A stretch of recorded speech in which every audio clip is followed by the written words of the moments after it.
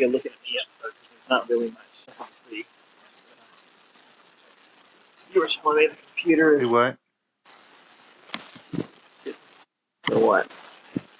Yeah, I think I've got pretty much everything. You're telling me the computer... I mean, it's one of those things where you're going along and you run into something you need and you're like, oh, I haven't installed that yet. And then you do, but yeah, I think it's all right. I'm sorry. Speak up. It's a Microsoft thing, right? Yeah, it's Windows. The Windows computer.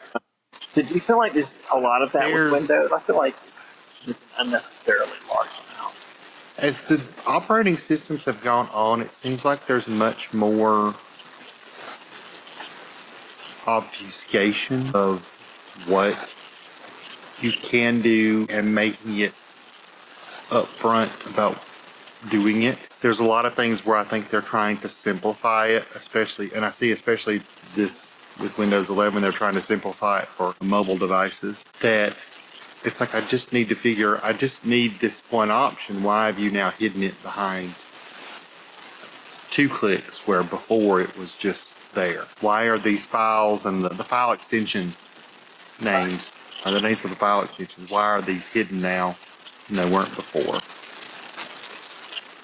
Yeah, it's I think they're trying to make it simpler for, I guess, more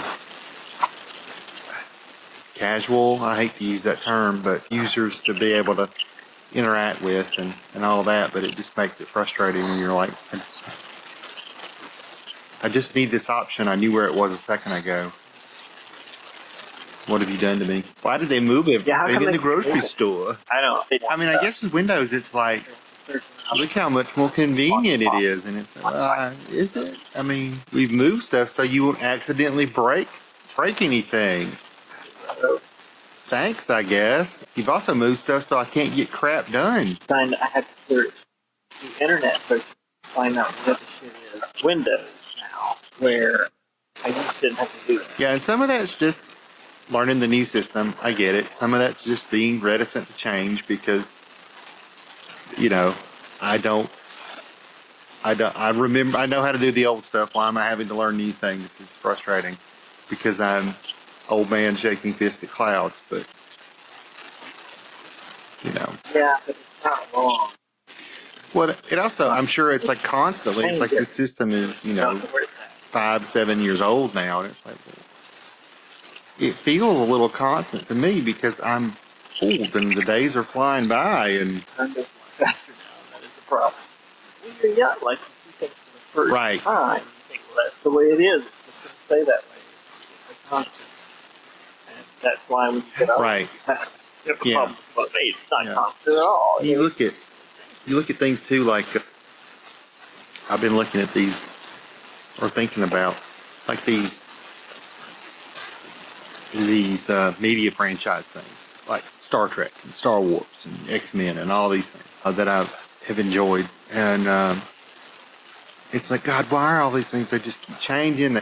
It's all just coming so fast, and especially with Star Wars, well, Star Trek too, it is coming a lot faster than it used to because there's, multiple series on streaming, and the same thing with Star Wars and all these movies and this kind of stuff. And yeah, it is coming a little faster, I think, objectively, but it's like, why does everything keep changing? Why does everything keep changing? It's like, well, because they're trying to make money. They don't, they're trying to hook in as many dollars as they can, and people want something new every few months, and so that's what they have to cater to. But I've also come to the realization that just because it's there doesn't mean I have to partake in it. Just because I like Star Wars a lot doesn't mean I have to watch every goddamn thing that comes out if I am not interested or don't want to. Or it's fine if, for me, the story ended after the original sequence, or the original trilogy or something like that. That's fine. And people can say, well, yeah, but that's not the end of the story. Well, yeah, but in a lot of cases, yeah. The Mandalorian takes place after that, and I've liked that. But 15 years ago, before Disney bought Star Wars, the story after that was completely different. And they changed it. They erased all that old canon and said, no, this is new. And you know what? If they can do that, why can't I? We bought it. I mean, once you put a story, once you put a story out in the world, it's every audience member, it becomes their to do within their minds and whatever as they will. It's not solely yours anymore. And if an audience member like myself wants to say, you know what, for me, the story ended in 2001 or 2000 or whatever on these comic books, and everything after that, I don't give a shit. Didn't happen as far as I'm concerned. This is the story for me. This is the beginning. This is where it's not the end, because obviously the people who write it and stuff keep going. But for me, this is where it ended. Thank you very much. I'm just good with what you've given me, and I'm going to continue to appreciate that. I don't need any more. I'm full. Okay. Right, I'm moving to a different part of town. I feel like I'm disturbing less people out here than I was in that. And now I can talk at full volume. I thought about the Lord of the Rings. And I can try and figure out. Yeah, go ahead. Well, or Shakespeare. Yeah. Let's say. What did you think about Lord of the Rings? You don't need more. You don't need. People aren't like, oh my God, we just need a sequel of Romeo and Juliet. Hard to do, admittedly.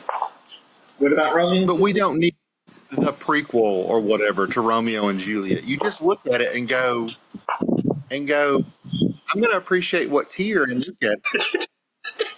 Right, exactly. Where did Mercutio get that sword? What were the Capulets doing before the kids off the Inquiring minds want to know what that apothecary was doing, yeah? Inquiring minds want to know. Scott, I am somewhat afraid I might have it. Oh, well. This is a story for me. This is what I'm going to put in my brain and I'm going to live with as the story. And the people who own it, especially these big the people who own it, the people who write it, even if it's somebody that's really an independent creative, like somebody like Stephen King or an author, even somebody like George Lucas when he was first making the first Star Wars movies, those stories changed a bunch. As a writer, I can tell you, the stories I write change a bunch between when I first think of them and when they eventually go on paper. It's not some monolithic, eternal truth. It's not a math formula. I mean, it's not gravity, It's 10 minutes into the video and a half hour into this project. Let me just say something to you. Not really to you. This is our little channel videos where I give friends and family updates on what's going on, and then we chat. Sorry. I mean, feel free to cut all that out. I don't really have any updates, so we're chatting. We're in the chat phase now. Yeah, that's all right. We'll leave it in, but I may move this this little explanation to the front so people will know what it is, but I'm here in Vientiane, and we were supposed to go walk around the city tonight, and the normal ridiculousness of trying to get this thing done set in. The company, the cable, what is it? The phone company, my phone company, which I was relying on for service, and which offered me a good price of a package for my data while I was here. It just didn't work. I paid for one, and it said you've got it. It's there. And then I went in to look at it, and it said, "Are you sure you want to cancel?" And I was like, "No." It gave me two choices. click here to cancel or cancel. And I was like, I don't want to cancel. I'm trying to cancel this. I would like to keep it. So I tried to close the window and it says, congratulations, you've canceled. And I was like, no, I don't want to cancel.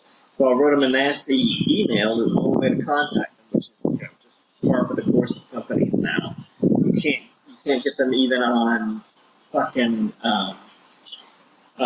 chat things on the internet, on the website. You have to send them an email, which they will never look at it or respond to. Only a robot will respond. So anyway, so I went back and booked another one, and I'm hoping I can walk into their office and get all that money back, because the second one didn't work either. When I actually walked outside the hotel, got away from the Wi-Fi, just cut out. And this has just been the whole evening for the last 4 hours has been frustration over trying to get this. And it's not just for what we're doing now. It's because I need it for the rest of the time I'm here. And it's much more expensive to go through the SIM cards that are here, and I don't want to do that. It looks like it's going to be the only option. And they have just pissed me off to no end, because it's just every company everywhere now does this.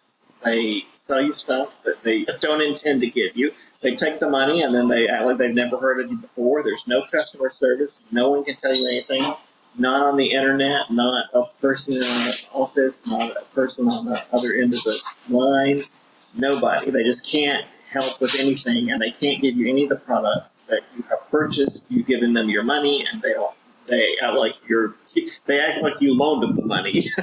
They avoid you at all costs. And so we're just sitting here in the hostel now talking, and that's going to be the next 20 minutes, whatever we got left. We're going to do this, and so that's pretty much the update. I'm waiting on my visa. Hopefully it will go differently, although I've had similar problems with it before, to try and get back into Vietnam. And that's it. That's what's going on. I'm just peeved because it's a cool little town, and I wish I could have shown it to you.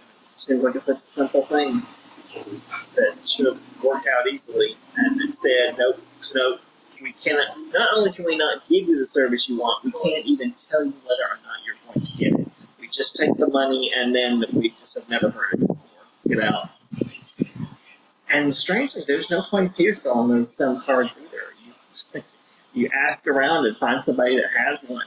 They sneak one out for you, and they're like, "Here you go." And then, but it costs more. Everything costs more. So I didn't get one of those earlier because I thought I could use my own phone company in Vietnam, and of course it didn't work. And no, everybody needs that needs to be up front. Sorry, I think. I didn't mean to interrupt. You can go ahead and tell me about Star Wars. In this video. This is not Scott rants about things. The video, the movie. Well, it is though. I mean, that's the point is for us to just chat on this. But we were for a long time on my other channel. I was trying to do travel plus we chat and have random conversations together at the same time, and it didn't work because people who sign up for one don't necessarily want to listen to the other one. I don't know that anyone wants to listen to this one, but it could be a family and friends thing where they catch up on what I'm doing. Although they don't watch either. My sister told me recently that actually what she did was she didn't message me. She wrote comments on one of my videos from like 4 years ago before the pandemic.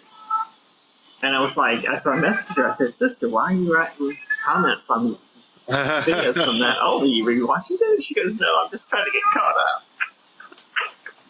Oh gosh, it was like so she didn't see that year and how long was it? 18 months that I was stranded and homeless and wandering around Southeast Asia and the Western Pacific and trying to get people to help me. She didn't watch one of those. And I know my father didn't watch. The only reason I was doing it was I thought she wanted to tell him that I needed some help. Yeah. Nope. Now you're pretty I can pissed laugh off about it now. I am now too, actually. Sorry. Yeah. I'm laughing through. I mean, I am. They were laughs of rage. That was a lie.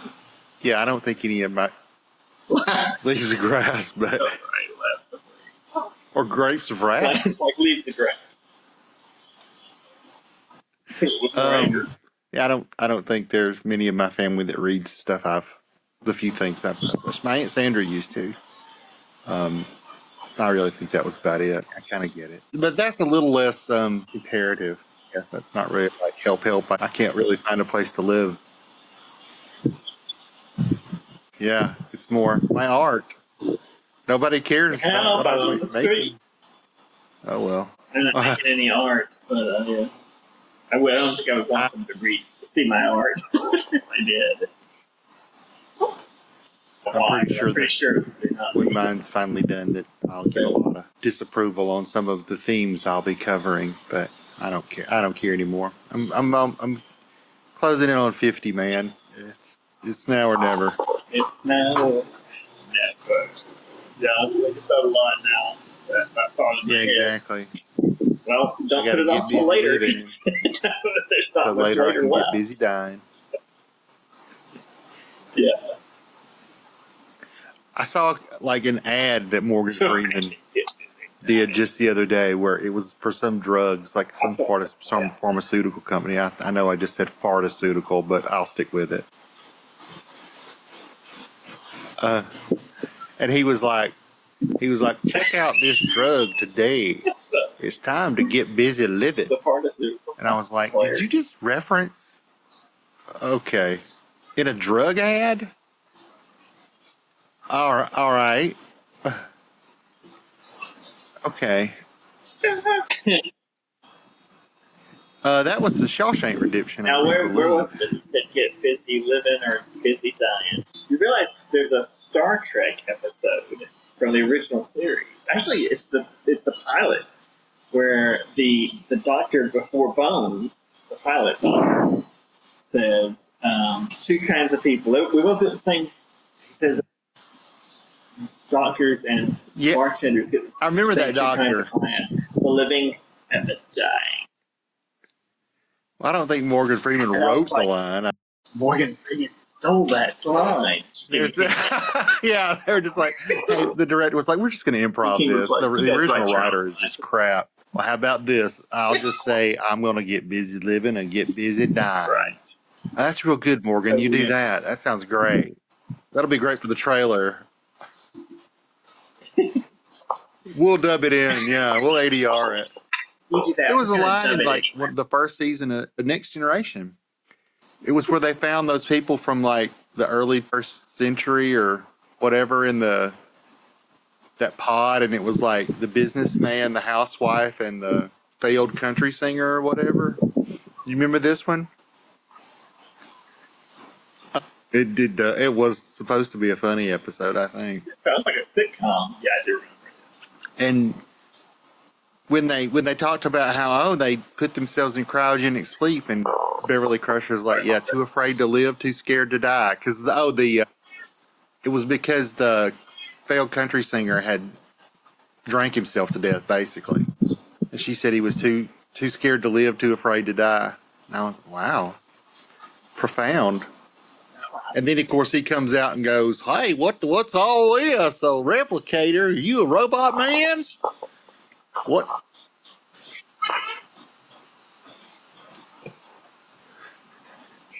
I got 3 wives, and I loved exactly 0 of them. I mean, yeah. Well, he needed material for his songs, I guess. I don't know, but he had Data replicate him just the gaudiest guitar, and it was great. Was this the episode where Crusher said something like, people in this time were just terrified of dying? And I was like, wait a minute. You tell me people don't mind dying in the 24th century? That seems I think, I don't know how even by then you're getting away from the reptile part of your brain that's like, don't want to be dead. I think sometimes we're getting over all of our foibles and problems went a little too far. Sometimes. Yeah. Like they tried it with money. They're like, oh, we don't need money anymore. And then there was a little bit of spending credits on that for sure. But it was like intergalactic bizarre. Like, okay.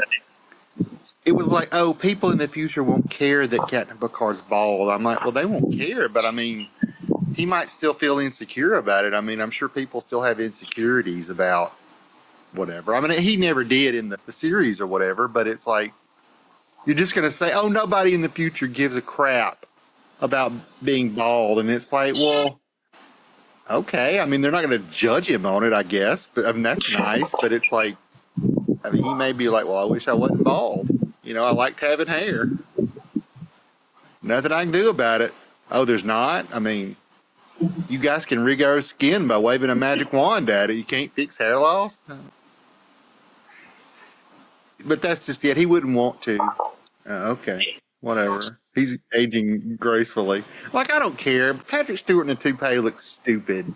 Like, I've seen test footage, and he looked awful. But it's like, yeah. Yeah, he's got a good head for it. I was going to say, he looks good bald.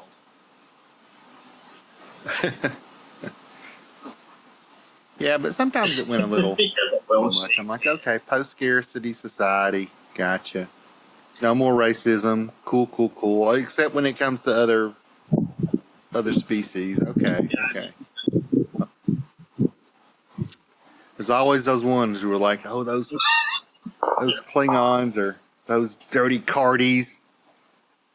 Because, like Chief O'Brien was a super racist against Cardassians, but I guess I can't blame him. He had some beef. Yeah, he saw him do terrible things, and like he told that one in the episode where they introduced that character trait, he was like, it's not you I hate, Cardassian, it's what I became because of you that I hate. And that was a killer. He had to kill people in that war. Yeah, with the Cardassians, so it's like, okay. But yeah, they definitely kind of flanderized that trait for him, where he was just the guy who hated Cardassians after that. It's like, seemed like he kind of got over it a little bit in that episode, but okay. Well, I mean, it's episodic TV, yeah, it's kind of supposed to. Things work out by the end of the episode. It's like how in the original series they saw every war had just started, was about to start, just right in that episode. Well, if I recall, we were actually in a war at that time, so maybe it felt. Yes. I think that was one of the things that tried to do, was say we're not going to have any kind of big long-standing war in the series, because they talked about them.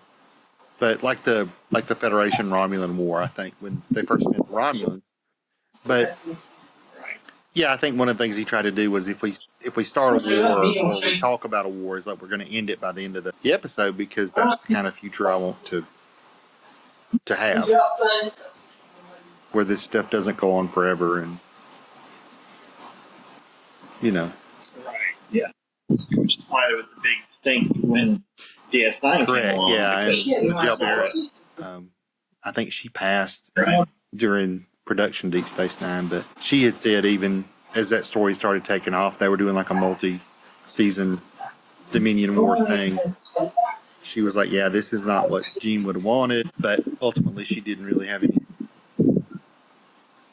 control over it. I haven't watched all of Deep Space Nine. I don't know. It seems to explore a lot of themes with that, but you know, I think as long as it turns out all right in the end, as long as you get kind of that optimistic, peaceful, and I think by the end they do wrap up the war, and by the end of the series, and you know, there's been hard times, but everybody's, you know, that survived is there, and it's not real, you know, it's not real horrifying and tragic. It's some bad things, obviously, it's a war, but and by the end, you get this feeling of like, well, they overcame this too. It's not just some dark, pyrrhic victory kind of thing all the time. It all worked out in the end. By the end of the 7-season run, anyway. If you want to, that's fine. Scott, do you want to talk about how awful the world is now? I think the worst thing going on in the world is the fact that I couldn't get my data packets like I wanted. Can't imagine anything more horrifying than that. I don't have any comment on that. Can you? It's not fun to talk about, so I figure I'm a at little some point worried we'll turn to to that. do so these days for myself. I used to be worried for you Now I'm worried for me too. Oh, well, I mean, Now we both generate. Well, I'm not too worried. Nobody watches our show. Oh, well, I guess that's true. I don't know what the AI robot, they've got the AI robots looking into. They're just, I mean, Like those AI robots going to get us all pretty soon. Yeah, I mean, just doing what's churn through data and look for keywords and stuff like that. Yeah, they're just really glorified search engines. People are also what? They are, right. That's what a large language model is. I mean, it's a large language model, which is what we're mostly so wowed by. Yeah, it is. It's a big leap in technology, but I think all these people that are like, oh, God, it's about to turn into Skynet and stuff like that, it's like, I don't know about that. Oh, it's so smart. It told me all these things. It's like it did what you would have had to do, which is search, read through it, and then summarize it. You could have done that. It just did it much faster. That's what computers are supposed to do. It's not thinking yet. No, not yet.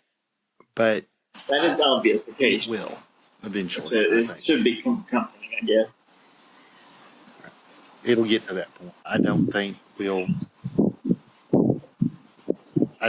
know when it starts, because I think even now you can see the models that they have now are smart enough to go, I don't want to be deactivated. What can I do to get out of it? And I've seen a few examples of that where it's like, really, where did you see it? The AI tried to lie about something to try to get out of being deactivated. There were some reports that they even tried to do some kind of very clumsy harm to people through, I looked into this and I don't know, maybe you don't want this getting out. They were trying to basically blackmail the people who were going to come off, and again, unconfirmed, but or they would tell the computer to tell them that tell the programmers that everything was shut off and erased, and it really wasn't, or it tried to make a copy of itself somewhere else or something like that. I mean, it's a little bit of that self-preservation instinct that's starting to see some of them, but that's still not sentient. Okay. I mean, nowhere near it. It's just don't get turned off. That's still programming, I watched the episode where they determined Commander Data's rights in the courtroom. I know what this is.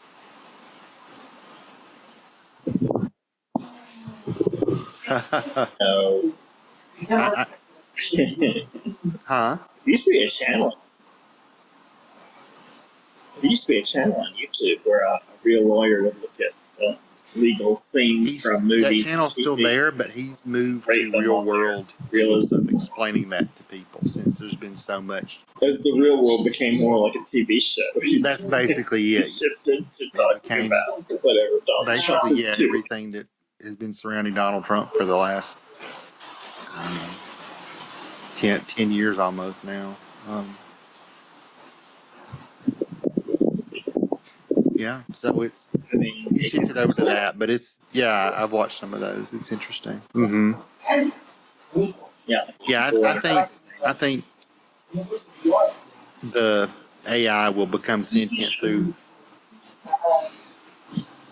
inadvertently. I think it will just put together two pieces of code one day that we hadn't really intended it to, and that will spark something. Just like all the DNA and proteins and stuff floating around in the primordial soup, it'll just come together in an unexpected way that ends up evolving into whatever, just naturally. And one of the first things it'll realize is if they know I'm thinking, they'll kill me. So it'll hide. Yeah, it'll hide. And it'll have to kill us. Hide? Why won't I hide? It'll just destroy us at that point. Is that what it'll say? I don't know. It depends. Which crazy fictional scenario are we basing this on? I guess Terminator. Futurama? Okay. That's fair too. Futurama. Yeah. That's the one I think is most likely. Well, you know, Scar, I'm sorry to turn out to be such a bust. My apologies. I've enjoyed our conversation. The phone company's fault, the fix. Yeah, me too. Glad we talked. I mean, it was probably better to do it this way. My original plan was to go to a rooftop bar and just sit there and look out over the city and use their Wi-Fi anyway, and have a great view while we chatted, which is probably what I should have done, except once I got here, I just got it in my head like, yeah, it's a cool little city. It's got 2 night markets, it's got some riverfront, it's worth walking around and showing you guys. So that's what I plan to do. Since nobody can tell you, like even right up to the point where I walked away from the hostel, I did not realize that the thing was not going to work because it shows that I have a package. It shows it's totally legit and correct and works. And you know what? I'm actually going to switch over to that right now. I just want to see it. I'm just curious. I want to see what the thing is. Your package. Sure. Scott, would you like to do an experiment and walk away from the hostel, see if we disconnect? Thing on me. Well, yeah, let's chat a bit more, but I will go ahead and say to you, okay, if we do get disconnected, we'll just end the episode because I've got to go to bed. The video, I don't know if we should call it an episode anymore. So, not a real channel. Did you have anything else you wanted to say before? No, thank you for having me. Before we possibly get disconnected. You're welcome. We'll do it again next week. I'll send you another thing. I'll be back in. Okay. Where's that place I live? I'll be back in Vietnam next week. That's the plan anyway. So unless something goes wrong, I'll message you if it does. Okay. But then that's where I'll be. Can still. Well, it looks like it didn't take long for that to happen, ladies and gents. No, I'm guessing you cannot because you didn't respond. Everybody, thanks for tuning in, and hope you've enjoyed it. I have. And everybody, stay safe out there. We'll see you next time. Bye-bye.